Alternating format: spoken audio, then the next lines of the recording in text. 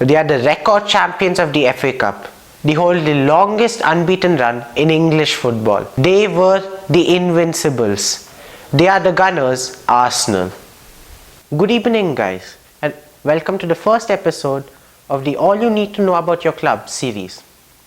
So as the name suggests, this series will be about each club's history, creation, and then legends, records, current scenario, etc. etc. And I will be starting the series with Arsenal, which means for the first time in a long time, Arsenal are going to be first in something.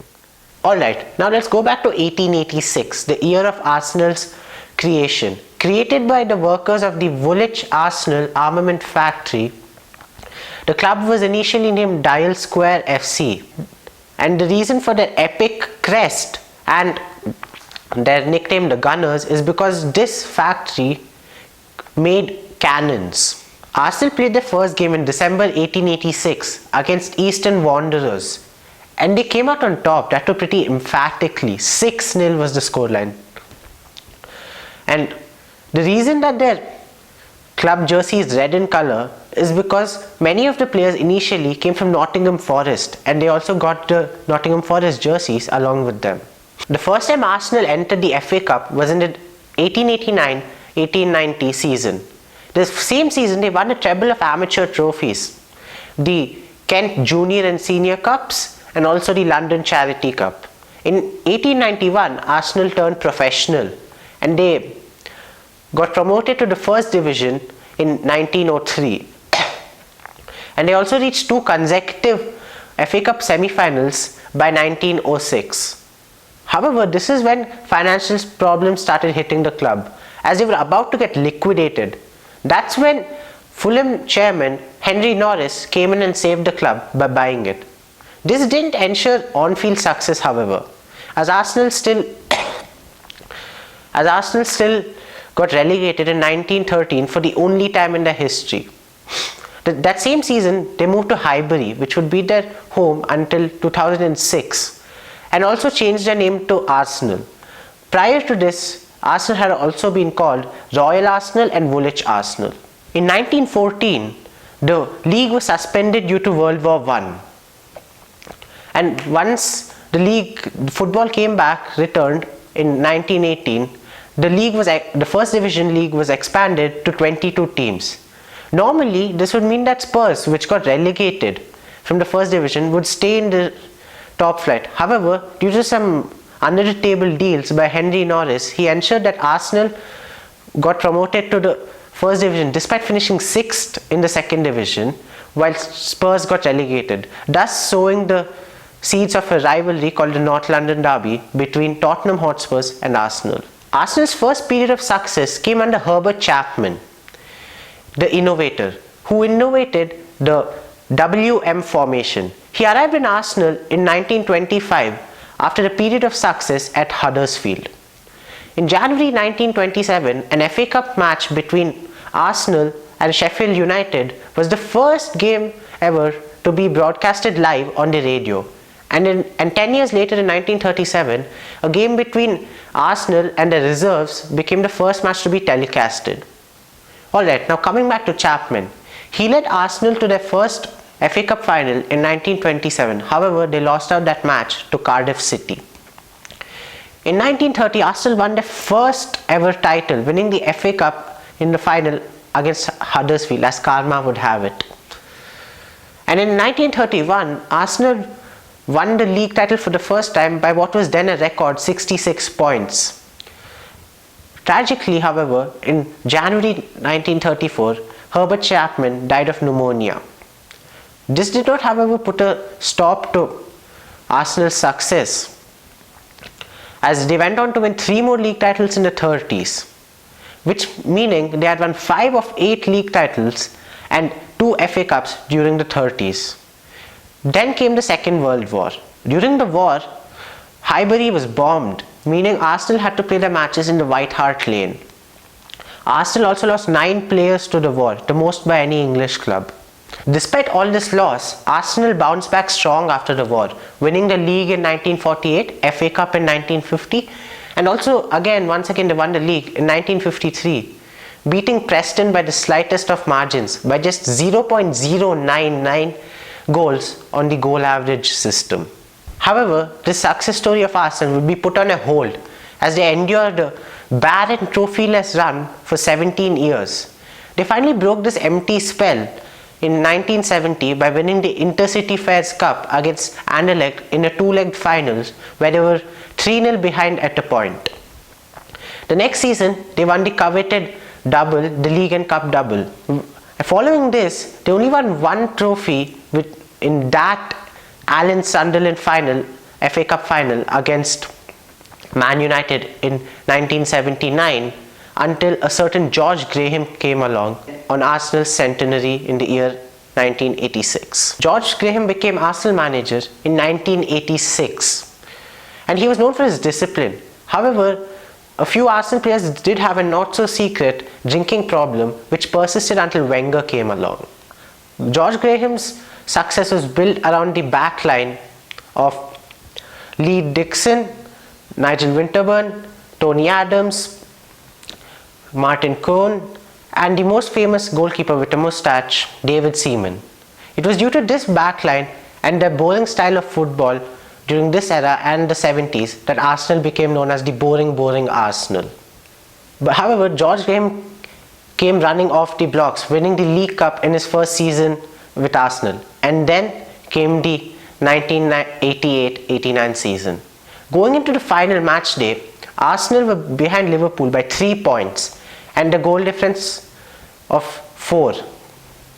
So basically, in the final match against Liverpool, Arsenal had to win the match by 2 goals or more. And Arsenal led 1-0 for most of the match, and then came added time.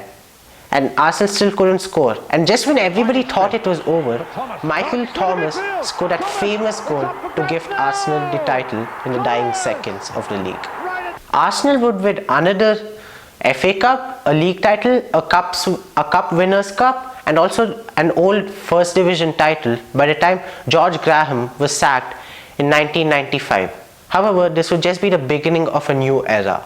An year later, in 1996, Arsene Wenger would arrive from Nagoya Grampus 8 from Japan. As the newspaper headline, Wenger Who suggested, not many people knew him and not many people expected him to succeed. Oh, how wrong they were, at least until Arsenal Fan TV came along. Wenger would go on to manage the most Premier League matches and win 3 league titles with Arsenal. And he would also go on to become the manager to win the most FA Cups. However, the area he revolutionized the most was the new player trainings, the player diets, yoga, etc., and the way the players lived their life. This also stopped Arsenal's drinking problems. He also got in a lot of French players and foreign exports, such as Emmanuel Petit, Patrick Vieira, Nicolas Anelka, Marc Overmars, Thierry Henry, etc. In his first full season in charge, the 97-98 season, Arsenal were trailing United by 11 points at the time in the league. However, they recovered well to win the league and FA Cup double that season. Wenger's Arsenal once again repeated this feat in the 2001-02 season, where once again they won the double.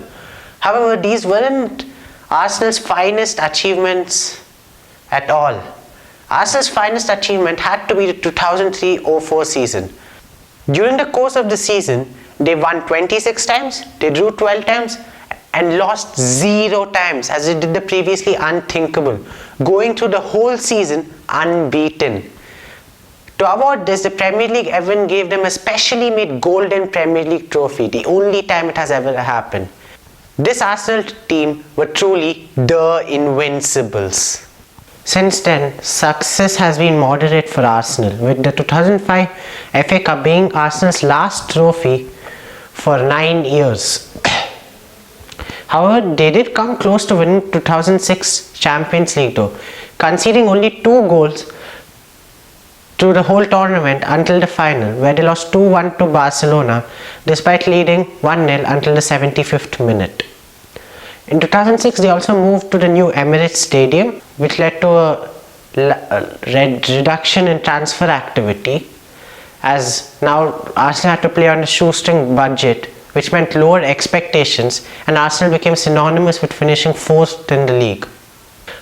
The failure to deliver in the league was mainly, the blame was mainly put on Wenger, as many thought he was being miserly and was not willing to spend enough money for the right players for the club. However, over the past few years, people have realized that the actual culprit is Stan Kroenke, the owner, who hasn't been willing to spend enough on Arsenal. The Arsenal's trophy drought finally ended in 2014 when they came from 2 goals behind to beat Hull City in the FA Cup finals.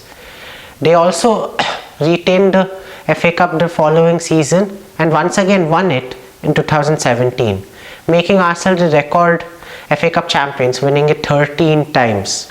Now let's go on to the club legends. The club legends include record scorer Thierry Henry, record appearance maker David O'Leary, Mr. Arsenal Tony Adams and David Seaman, Ian Wright, Cliff Baston, Alex James, Dennis Bergkamp, and there's so many actually that I can't even name all of them. Right, now let's move on to the current scenario. Despite the 3 FA Cups in recent times, the mood in the Emirates has been uneasy and there's been a lot of unrest. It's done. He's finished. He's finished, blood. He has nothing to give for the club. There's no pride in this team. There's no passion in this team. Arsenal have been relegated to the status of a banter club, as now they're not even able to qualify for the Champions League, and they keep losing to the top 6 teams regularly. And this is mainly down to their weak defense. And despite all this negativity surrounding the club this season, for the first time Arsenal fans are going into the season with positivity. So in Unai Emery's second season, Arsenal have made many new signings and exciting signings such as Nicolas Pepe, Kieran Tierney and David Luiz. Oh yes, Nicolas Pepe was bought for the club record fee of £72 million. All this has given Arsenal fans optimism, but whether or not they'll live up to their expectations and play interesting, inspiring, exciting football, or they'll be the same old, remains to be seen. Whatever said and done, they are a team to watch this season. That's the end of the video. Thanks for watching, and if you liked it, please share the video.